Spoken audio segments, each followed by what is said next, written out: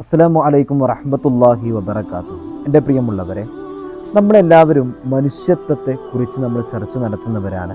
അതിൻ്റെ സ്നേഹവും മനുഷ്യന്മാർ തമ്മിലുള്ള ആ ഒരു ബന്ധവുമൊക്കെ ഒരുപാട് പേരിൽ നിന്ന് നമുക്ക് അനുഭവങ്ങളുണ്ടാകും അല്ലേ. എന്നാൽ അറബികളെക്കുറിച്ച് പൊതുവേ നമ്മൾ പറയാറുണ്ട്, അറബികളെന്ന് പറഞ്ഞാൽ അവർ മനുഷ്യത്വം മരവിച്ച് പോയവരാണ്, കാട്ടറബികളാണ്, അവർ മനുഷ്യത്വം ഇല്ലാത്തവരാണ്, മലയാളികളോട് അവർ വളരെയധികം ക്രൂരമായിട്ട് പെരുമാറുന്നവരാണ് എന്നൊക്കെ പല ആളുകളും അവിടുന്ന് പറയാറുണ്ട്. എൻ്റെ പ്രിയമുള്ളവരെ, നമ്മൾ മനസ്സിലാക്കണം, എല്ലാ സമൂഹത്തിലും തെറ്റ് ചെയ്യുന്നവരുണ്ടാകും, നന്മയുടെ പക്ഷം കാണാത്ത ആളുകളുണ്ടാകും. അതെന്ന് വിചാരിച്ചിട്ട് ആ വിഭാഗത്തെ മാത്രം നമ്മൾ എടുത്ത് മൊത്തമായിട്ട് നമ്മൾ അടിച്ചാക്ഷേപിക്കുന്ന ഒരു രീതി അതൊരിക്കലും ശരിയല്ല. പല ആളുകളും ചെയ്യുന്ന പ്രവർത്തനങ്ങൾ അങ്ങനെയാണ്. അല്ലാഹു സുബ്ഹാനഹു വ തആല നമുക്ക് ബോധം നൽകട്ടെ. പൊതുവേ നമ്മളൊക്കെ മലപ്പുറക്കാരായതുകൊണ്ട് നമ്മളൊക്കെ പറയും, പൊതുവേ മലപ്പുറത്തിൻ്റെ വിഷയത്തിൽ മനുഷ്യത്വത്തിന് കുറച്ച് ഗ്യാരണ്ടി കൂടുതലാണ് എന്ന് പൊതുവേ നമുക്ക് പറയാനുള്ളത്. നമ്മുടെ ഒരു അഹങ്കാരമാണ് അല്ലേ. അല്ലാഹു തആല ആ ബന്ധങ്ങളൊക്കെ അല്ലാഹു തആല നിലനിർത്തി തരട്ടെ. എൻ്റെ പ്രിയമുള്ളവർ, എന്നിരുന്നാലും പറയുകയാണ്, ഒരു പ്രവാസ ലോകത്തേക്ക് പോകുമ്പോൾ നൂറുകണക്കിന് പ്രതീക്ഷകൾ അവൻ്റെ ഹൃദയത്തിലുണ്ടായിരിക്കും അല്ലേ. അവൻ്റെ വാപ്പ, അവൻ്റെ ഉമ്മ, അവൻ്റെ ബന്ധപ്പെട്ട മക്കള്, അതുപോലെ തന്നെ കൂട്ടുകുടുംബങ്ങളും, അതൊക്കെ അവൻ്റെ ജീവിതത്തിൽ വലിയ പ്രതീക്ഷകളാണ്. അവരുടെയൊക്കെ കാര്യങ്ങളാണ് അവൻ്റെ ഹൃദയത്തിലുണ്ടായിരിക്കുക. ആ ഒരു പ്രതീക്ഷയുമായിട്ടാണ് അവൻ ആ വിദേശത്തേക്ക്, അറേബ്യ ലോകത്തേക്ക് അവൻ കഷ്ടപ്പെടാൻ, ജോലി ചെയ്യാൻ വേണ്ടി പോകുന്നത്.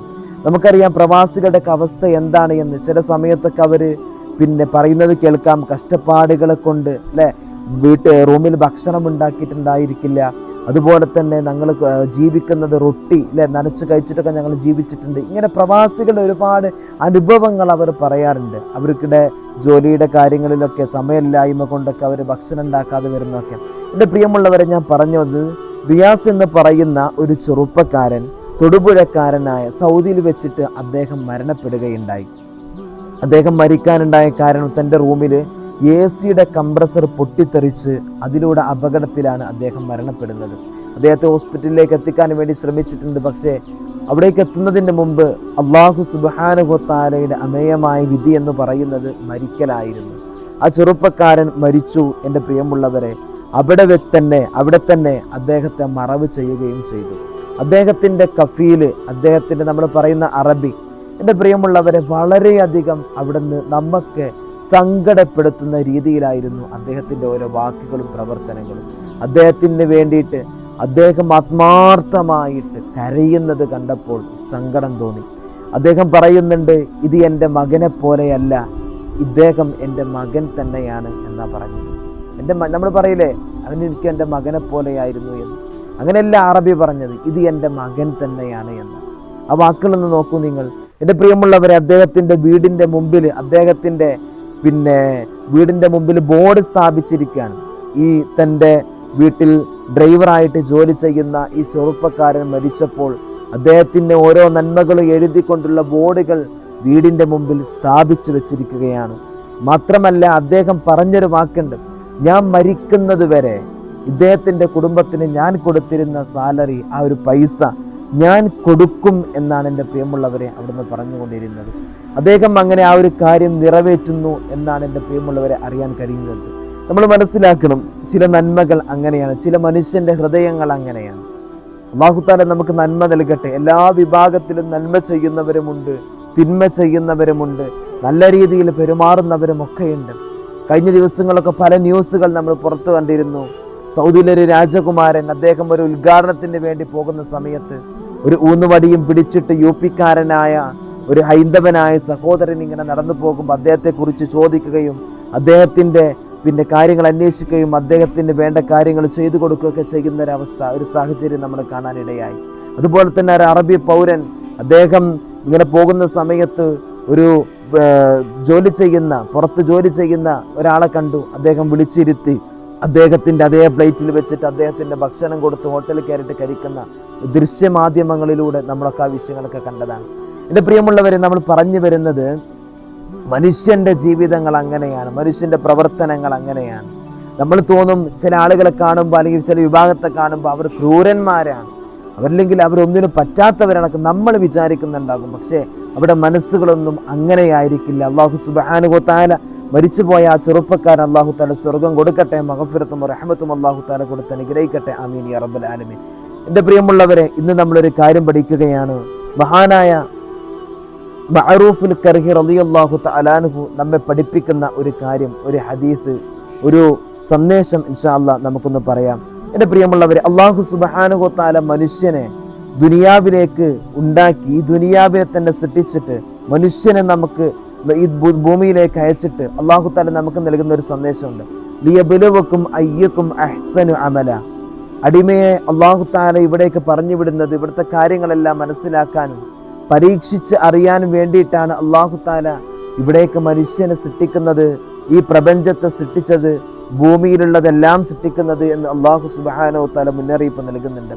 എൻ്റെ പ്രിയമുള്ളവരെ, ജീവിതവും മരണവും എല്ലാം നൽകി അല്ലാഹു സുബ്ഹാനഹു വ തആല നമ്മെ ഇവിടെ അയച്ചത് സുഖം മാത്രമുള്ള ഒരു ജീവിതത്തിനല്ല, അല്ലെങ്കിൽ പരാജയം മാത്രമുള്ള ഒരു ജീവിതത്തിനല്ല. ജീവിതത്തിൽ മനുഷ്യന് സുഖം ഉണ്ടാകും, പരാജയം ഉണ്ടാകും.